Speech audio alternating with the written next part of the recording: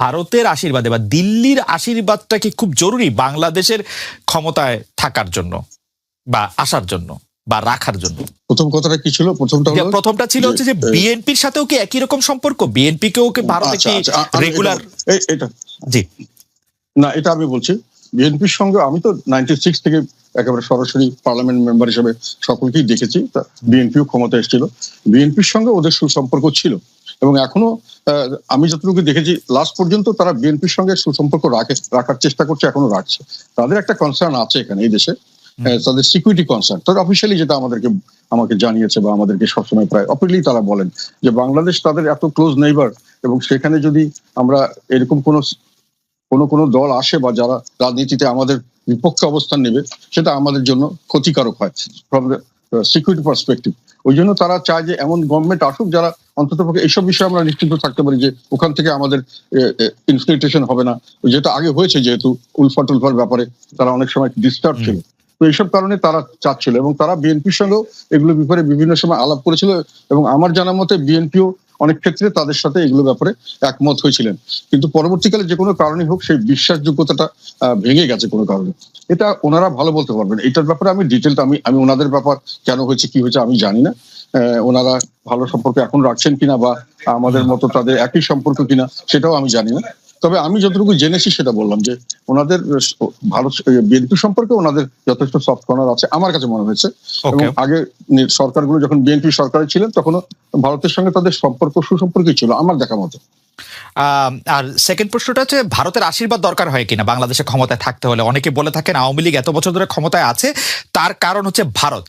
এমনকি আমি যখন আপনাকে ইন্টারভিউ করেছিলাম আপনি কিন্তু বাংলাদেশের পররাষ্ট্রনীতি টুয়ার্ডস ইন্ডিয়া এটা নতজানু পররাষ্ট্রনীতি কিনা আমার এই প্রশ্নের জবাব আপনি বলেছিলেন যে অবশ্যই আপনি মনে করেন যে এটি একটি নতজানু পররাষ্ট্রনীতি। তবে শুধু ভারতের ক্ষেত্রে না, অনেকের ক্ষেত্রে এই কথা বলা যায় যে বাংলাদেশ আসলে সব ক্ষেত্রেই। আপনি এখনো এরকমটা মনে করছেন কিনা যে ভারতের আশীর্বাদে আসলে আওয়ামী লীগ ক্ষমতায় আছে বা শেখ হাসিনা সরকার ক্ষমতায় আছে? আশীর্বাদ আমাদের আশেপাশে অনেক দেশের উপর আমরা অনেকভাবে ডিপেন্ডেন্ট, অনেক ক্ষেত্রেই এক একটা দেশের বিষয়ে আমরা এক একভাবে ডিপেন্ডেন্ট। তারা যদি সেটা লেভারেজ নিতে চায় এবং আমরা যদি সরকার সেটাকে সেভাবে ম্যানেজ না করতে পারি এটা তারা নিতেই পারে। আমি ভারত স্পেসিফিক্যালি এখনো বলছি না। আমাদের যেমন চীনের উপরে অনেক ব্যাপারে আমরা ডিপেন্ডেন্ট, আমরা এখন মিডল ইস্টের উপরে বিরাটভাবে ডিপেন্ডেন্ট। ওরা বিভিন্ন সময় বিভিন্ন বিষয় যদি তারা ইনফ্লুয়েন্স করতে চায় এটা ইনফ্লুয়েন্স করার সুযোগ আছে। আমাদের ইকোনমি অনেক ক্ষেত্রে আমেরিকার উপরে অনেক ক্ষেত্রে ডিপেন্ডেন্ট, ইউরোপিয়ান ইউনিয়নের উপর ডিপেন্ডেন্ট। ভারত যেহেতু একেবারে নেক্সট ডোর এন্ড চায়না খুব ক্লোজ টু ইট, এদের ইনফ্লুয়েন্সটা সাধারণভাবে এদের একটা বেশি, ওদের বর্ডার কনসার্ন থাকে, ওদের আবার চায়নার সঙ্গে ভারতের একটা সম্পর্কের টানাপোড়েন আছে। এসব বিষয়ে তারা বাংলাদেশকে একটু দেখতে চায় যে বাংলাদেশ যেন আমাদের বিপক্ষে অবস্থান না নেয়। এটা ভারতও যেমন চায়, চায়নাও তেমন চায়। রাশিয়াও এখন আজকাল কিছু বেশ, তবে রাশিয়া আগে ওরকম বড়সড় ভাবে আসে না। এইসব কারণে এইসব কনসার্ন আসে তাদের। তবে তাদের সমর্থন ছাড়া ক্ষমতা আসতে পারবে না এটা আমি মনে করি সঠিক নয়। যদি কেউ এই ধরনের নতজানু হতে চায় সেটা তো তাদের রাজনৈতিক প্রজ্ঞার অভাব অথবা তাদের নিজস্ব প্রোগ্রাম আমি মনে করি। সত্যিকার অর্থে এটাকে আমি মনে করি না যে একেবারে এটা মাস্ট। আচ্ছা, আপনি নির্বাচনের আগে এক সাক্ষাৎকারে বলেছিলেন, মানে ইনসিডেন্টালি সে সাক্ষাৎকারটাও আসলে আমাদেরকেই দেওয়া, যে এই নির্বাচনের ফলাফলটা বাংলাদেশের রাজনীতির জন্য খুব গুরুত্বপূর্ণ।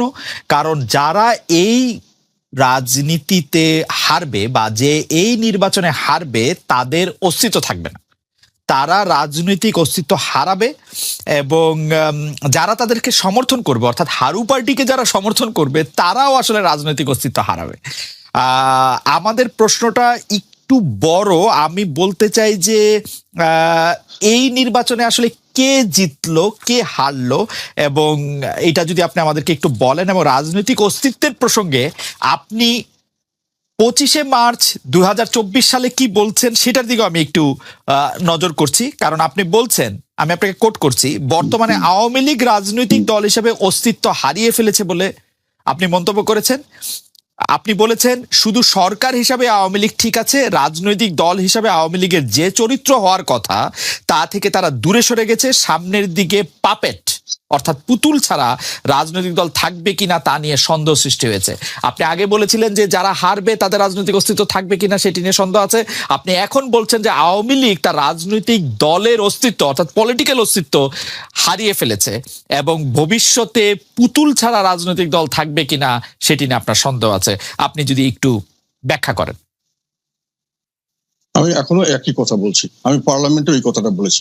আমি পার্লামেন্টে বলেছি যে এই নির্বাচনের পরে জিতেছে হলো সরকার বলা যায়, বা কিছুটা হলো দলীয়ভাবে আওয়ামী লীগ, কিন্তু রাজনীতিক ক্ষতিগ্রস্ত, মানে রাজনীতির ভবিষ্যৎ যেটা আমি বলতে চাইছি, এখনো এটা বলছি, আমি স্ট্রংলি বলছি যে রাজনীতি বলতে যেটা আমরা বুঝি, রাজনৈতিক দল এবং তাদের একটা গণমুখী কিছু কর্মসূচি এবং কিছু আদর্শ থাকবে, সেই ধরনের রাজনৈতিক দল যাদের জনসমর্থন থাকবে, তারা সামনের দিকে যে প্রক্রিয়া এখন আমরা চলে গেছি নির্বাচনের পরে, এবং এটা যদি চলতে থাকে তাহলে এইগুলো রাজনৈতিক দল বিলীন হওয়ার সম্ভাবনা আছে। এবং এবং শুধু সেটা নয়, আমি এখন আবার বলছি, আমি মনে করি যে আওয়ামী লীগ তার রাজনৈতিক চরিত্র হারিয়েছে, কারণ তাদের সত্যিকার অর্থে এখন আমার নিজের ধারণা মতে, এটা হচ্ছে আমার ধারণা, এটা আমার নিজস্ব স্টাডি থেকে আমি বলছি, সেটা আওয়ামী লীগ এখন নিজস্ব রাজনৈতিক অস্তিত্ব বলতে আমি মনে করি রাজনৈতিক একটা চরিত্র তাদের থাকার কথা। তারা যেগুলো চরিত্র বলে এগুলো কোনোটাই তারা ফলো করে না, তাদের কর্মসূচি দিয়ে সাপোর্ট করে না। যেমন স্বাধীনতার পক্ষে বলে, এটা নিয়ে কয়েকদিন আগে আমেরিকান একটা ইয়েতে তাদের আইনের স্বাধীনতা, রাজনৈতিক স্বাধীনতা, তারপরে অর্থনৈতিক স্বাধীনতা, এগুলো তারা নিম্নগামী। সার্বভৌমত্বের ব্যাপারে ওইভাবে বলা যায় না, তবুও আমি মনে করি দেশের মানুষের কাছে যদি প্রশ্ন করা যায় যে তারা ওই স্বাধীনতা কতটুকু রক্ষা করছেন, এই ব্যাপারেও তাদের ফেভারে খুব বেশি আসবে না। তারপরে তারা যেটা বলেন যে ওই আমাদের স্বাধীনতার পক্ষে এবং কিসের এটা মুক্তিযুদ্ধের পক্ষে, এটা একটা ডাহা, একটা উল্টো কথা। এটা আমি মনে করি তারা একেবারে সম্পূর্ণভাবে মুক্তিযুদ্ধের বিপক্ষে শক্তি, কারণ মুক্তিযুদ্ধ করা হয়েছিল আমাদের দেশের বৈষম্য বিরুদ্ধে, এটা সংগ্রাম ছিল, যেটা ভাষা আন্দোলনের মাধ্যমে, এটা বৈষম্য, ভাষা দিয়ে আমাদেরকে বৈষম্য করা হতো।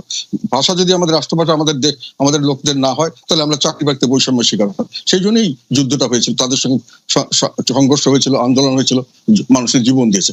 ভাষা ব্যবহার করে আমাদেরকে বৈষম্য করা হতো। আবার 6 দফা যখন দেখা হলো, তখনও 6 দফার উদ্দেশ্য ছিল স্বাধীনতার নয়, 6 দফা ছিল আমার বৈষম্য মুক্তি চাই। তখন এটা হলো না, অ্যাটাক করা হলো, তখন জনগণ সিদ্ধান্ত নিল আমার একটা নিজস্ব দেশ চাই, সেই দেশটা হবে প্রজাতন্ত্র, এটা সবচেয়ে বড় কথা, প্রজাদের দেশ হবে, যাতে করে আমি বৈষম্য মুক্ত সমাজ করতে পারি, যেটাতে করে আইনের শাসন এবং ন্যায় বিচার ভিত্তিক সমাজ করতে পারি। ফলে এইটাই ছিল মুক্তিযুদ্ধের আর স্বাধীনতা যুদ্ধের চেতনা। আমি প্রজাতন্ত্র চাই, আমি রাজতন্ত্র চাই না। সেখানে প্রজারা হবে দেশের মালিক, প্রজারা তাদের প্রতিনিধি ঠিক করবে, তারা তাদের প্রতিনিধিদেরকে তাদের কথা মতো চলতে বাধ্য করবে, না চললে তাদেরকে পরিবর্তন করবে। এখন আওয়ামী লীগ এগুলো সবগুলো ভায়োলেট করছে এবং তারা বৈষম্য সৃষ্টি করছে বিভিন্নভাবে, আওয়ামী লীগ, নন আওয়ামী লীগ, এবং তাদের বিভিন্ন ক্যাটাগরি করছে। তারা মুক্তিযুদ্ধের যে স্বাধীনতা যুদ্ধের প্রজাতন্ত্র, এখন প্রজাতন্ত্র বলে বাংলাদেশকে ঠিক মতো বলতে গেলে প্রজাতন্ত্র বলা যাচ্ছে না, যেহেতু এটা এখন একটা ডিক্টেটোরিয়াল রুল, স্বৈরতন্ত্র হয়ে গেছে, প্রজাতন্ত্র নয়। মুক্তিযুদ্ধ তারা এটা কিছুই মানছে না। আচ্ছা, আমি এখন বলি, কাজেই তাদের কর্মসূচির সঙ্গে তাদের আইডিওলজি মিলছে না। এখন আমি যেটা বলতে চাচ্ছি, তারা তাদের রাজনৈতিক চরিত্র হারিয়েছে। এখন যেটা তাদের হয়েছে, আমার ধারণা মতো, এটা আমি জানি না কে কিভাবে নেবে, এটা আমি it is open for discussion, এটা মানে ক্রিটিসাইজও করতে হবে। সেটা হলো তারা এখন একটা কাল্ট হয়ে গেছে, তারা অ্যাকচুয়ালি কোনো রাজনৈতিক দল নেই।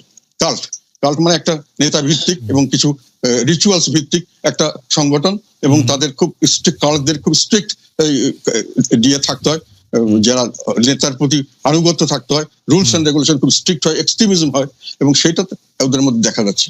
আমি যেটা দেখতে পাচ্ছি যে রাজনৈতিক দল হিসেবে তারা যেটা কাজ করতে চাচ্ছে, এগুলো সব কাল্টের কাজ। যেমন আমাদের একজন খুব মহান নেতা, ওনাকে আমরা সবাই শ্রদ্ধা করি, উনি এবং ওনার পরিবারকে নিয়ে একটা সারা দিন রাতি মোটামুটি একটা বন্দনা করা হয়, এটা একটা কাল্টের একটা রিচুয়ালস আমার মনে হয়। তারপরে ওনাদের কিছু দুঃখজনক ঘটনা ঘটেছে, সেটা নিয়ে একটা মাতম করা হয়, আর কিছু সামান্য কয়েকটা ঘটনা, কয়েকটা বক্তৃতা নিয়ে দিন রাত বিভিন্ন সময় বিভিন্ন ভাবে এটাকে বলা হয় একই জিনিস, এবং এটাকে বারংবার সকাল বিকাল রাত মানে মাঠে ঘাটে সবসময় বলা হয়। এগুলো আমি মনে করি রাজনৈতিক চরিত্র না, এগুলো কাল্টের চরিত্র।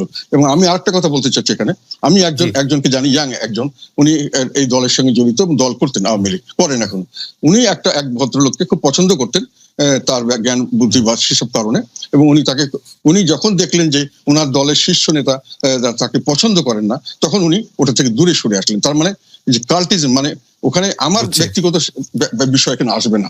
তো ফলে এখন যেটা আমি বলতে চাচ্ছি যে রাজনৈতিক বৈশিষ্ট্য থাকছে না, এটা একটা মেশিন হয়ে যাচ্ছে, একটা শাসন যন্ত্র, এবং সেখানে সমস্ত প্রশাসন, সমস্ত বাহিনী নিয়ে একটা শাসন কার্য চলবে, ওই রাজনীতি চলছে। আর একটা কথা বলি, যেখানে রাজনীতি বলতে বোঝা যাচ্ছে প্রজাতন্ত্রের রাজনীতি, সেখানে জনগণের পার্টিসিপেশন ছাড়া সরকারি রাজনীতি মানে যেখানে সরকারি কাজকর্ম বা সরকার পরিচালনা, রাজা কাজ করা, সেটা প্রজারা করবে। সেটা যখন প্রজারা সেখানে থেকে দূরে সরে যায়, রাজনীতিকরণ হয়, যেটা আওয়ামী লীগ করছে। ভোটের সময় তাদেরকে আসতে দিচ্ছে না, তাদের কোনোখানে জনগণের কথা শোনা হচ্ছে না, তাদেরকে কথা বলতে দেওয়া হচ্ছে না। এটা তাদের বিরাজনীতিকরণটা, এটি হলো আমি মনে করি স্বাধীনতার চেতনার সবচেয়ে বড় বিরুদ্ধে সবচেয়ে বড় অবস্থা। স্বাধীনতা ছিল সেটা আপনি খুবই প্রাঞ্জল ভাষায় আমি একটা প্রশ্ন করতে চাই যে ভারত যে আওয়ামী লীগের সাথে কথা বলে বা জাতীয় পার্টির সাথে সুসম্পর্ক রাখতে চায়, আওয়ামী লীগের সাথে সম্পর্ক রাখতে চায়, ভারত এইখানে pick and choose Awami League এবং জাতীয় পার্টিকেই কেন করে? মানে বিএনপির সাথেও কি এরকম তারা সুসম্পর্ক রাখতে চায় বা তারা এরকম করে পরামর্শ উপদেশ দেয়? মানে আপনার কি মনে হয় যে ভারতের আওয়ামী লীগ এবং জাতীয় পার্টির সাথে বেশি ভালো সম্পর্কের ইয়েটা কি? বিএনপির রাজনীতিটা, আপনি যে বিষয়টা নিয়ে আসছেন, বিএনপির রাজনীতির কাছে এটা খুব গুরুত্বপূর্ণ বিষয় নয়। আমরা সবসময় যে কথাটা বলে এসেছি, এই মুহূর্তে আমাদের কাছে সবচেয়ে বড় যে ক্রাইসিস, সংকট হচ্ছে বাংলাদেশে গণতন্ত্র নেই, বাংলাদেশের ভোটাধিকার কেড়ে নেওয়া হয়েছে, বাংলাদেশের মানুষের যে কথা বলার স্বাধীনতা তা কেড়ে নেওয়া হয়েছে, বাংলাদেশের সংবাদপত্রের স্বাধীনতাকে কেড়ে নেওয়া হচ্ছে, বাংলাদেশে যে মৌলিক যে অধিকারগুলো, সেই অধিকারগুলো থেকে মানুষ বঞ্চিত হচ্ছে, মানবাধিকার লঙ্ঘন হচ্ছে চরম ভাবে, এবং মানুষ ভোটের অধিকার সম্পূর্ণভাবে হারিয়ে ফেলেছে। সেই ক্ষেত্রে আমরা যদি আপনার ওই পুরনো বিষয়গুলো নিয়ে আলোচনা শুরু করি, তাহলে একটা শঙ্কা থেকে যায় যে মূল জায়গাটা থেকে আমরা দূরে সরে যাব, ডাইভার্সন হয়ে যাবে। সেই বিষয়গুলো নিয়ে আমি আজকে আপনার সঙ্গে কথা বলতে চাই না। আপনি যদি কন্টেম্পোরারি সমস্যাগুলো নিয়ে কথা বলেন, তাহলে আমি অত্যন্ত খুশি হব আপনার সঙ্গে কথা বলতে। ওকে, আচ্ছা ঠিক আছে। আমরা আসলে বিএনপি এবং আপনার রাজনীতি নিয়ে কথা বলতে গেলে প্রথমে যে বিষয়টি আমাদের ধারাবাহিকভাবে আমাদের মাথায় আসে সেটি হচ্ছে 2018 সালের নির্বাচনে ডক্টর কামাল হোসেন, আসম আব্দুর রব, মাহমুদুর রহমান মান্নার সঙ্গে জোট করেছিল বিএনপি। বলা হচ্ছে যে অবহেলা করা হয়েছিল 20 দলকে। রাজনৈতিক সিদ্ধান্ত হিসেবে আপনি এটিকে ভুল মনে করেন কিনা? যদি ভুল হয় তাহলে এর দায়িত্ব আসলে কার? এই বিষয়টা এখন অনেক পুরনো বিষয়, এই আলোচনার মধ্যে আসাটাকে আমি খুব আপনার সমীচীন মনে করি না। কারণ এখন অনেক চড়াই উতরাই পার হয়েছে, অনেক ঢেউ পার হয়েছে, অনেক পানি গড়িয়েছে। এখন রাজনীতি সম্পূর্ণ নতুন প্রেক্ষাপট। এই নতুন প্রেক্ষাপটে আপনি নিশ্চয়ই লক্ষ্য করেছেন যে আমরা যে ডাকটা দিয়েছি, সেই ডাকটা হচ্ছে আমরা এই কর্তৃত্ববাদী ফ্যাসিবাদী সরকারের বিরুদ্ধে একটা জাতীয় ঐক্যের কথা বলেছি, এবং সেটা আমরা যুগপৎ আন্দোলনের মাধ্যমে সেই আন্দোলন শুরু করার কথা বলেছি। ইতিমধ্যে আপনি নিশ্চয়ই বাংলাদেশের রাজনীতি যদি লক্ষ্য করে থাকেন, তাহলে দেখবেন যে আমরা ইতিমধ্যেই প্রায় 25টা দলের সঙ্গে কথা বলেছি। তার মধ্যে বাম আছে, ডান আছে, 20 দল ছিল, তারাও ছিলেন, সবাই ছিলেন। এবং তাদের সঙ্গে আমাদের যে আলোচনাটা প্রাথমিক পর্যায়ে শেষ হয়ে গেছে, সেটা হচ্ছে যে আমরা সবাই একমত হয়েছি যে আমরা যুগপৎ আন্দোলন করব। তো সেই ক্ষেত্রে এই বিষয়টা এখন একটা অতীত চারিতা হয়ে যাবে। আমি মনে করি বর্তমান রাজনৈতিক প্রেক্ষিতে এটা খুব বেশি গুরুত্বপূর্ণ নয়। আচ্ছা ঠিক আছে, তাহলে আমরা একটু বর্তমানে ফিরে আসি। আমরা কি একটু আপনার কাছে জানতে চাইতে পারি যে জামায়াতে ইসলামীর সঙ্গে বিএনপির বর্তমান সম্পর্ক কি? আপনার নিশ্চয়ই মনে আছে যে দৈনিক মানবজমিন পত্রিকায় বলা হয়েছিল যে জামায়াত বিএনপির সাথে সম্পর্ক ছিন্ন করেছে। পরে আবার তারা বলেছে যে না, এরকম কোনো সিদ্ধান্ত নেওয়া হয় নাই। বিএনপির কি এই ব্যাপারে কোনো সিদ্ধান্ত আছে জামায়াতে ইসলামী সম্পর্কে একসাথে চলা না চলা? আপনারা গত 4 বছর ধরে নিশ্চয়ই লক্ষ্য করেছেন যে আমরা গত 4 বছর শুধু নয়, তারও আগে থেকে, ইনফ্যাক্ট আপনার 2015 সাল থেকেই আমরা কিন্তু আপনার আমাদের যে 20 দলীয় জোটের যে অ্যাক্টিভিটিস, সেটা প্রায় বন্ধই ছিল আর কি। আমরা আপনার নিজেরাই গত 4 বছর ধরে বিএনপির আমাদের তরফ থেকেই, দলের পক্ষ থেকেই আমরা আমাদের নিজেদের কর্মসূচি পালন করছি, এবং সেই বিষয়গুলো নিয়ে আমরা কাজ করছি। আপনারা নিশ্চয়ই লক্ষ্য করেছেন যে এখন যেটা আমরা করছি, এই কাটার মধ্যে আমরা যে সমস্ত দলগুলোর সাথে কথা বলেছি, সেই সবগুলোর কথা আপনারা সবাই জানেন, আমরা সেইভাবে কাজ করছি। আমাদের তো এখন আমরা জোটের কথাটা আমরা এখন বলছি না, এবং জোটের কথা সামনে আসছেও না। আমরা বিএনপি এই আন্দোলন করছি, তার সঙ্গে আমরা আহ্বান জানিয়েছি জাতীয় ঐক্যের।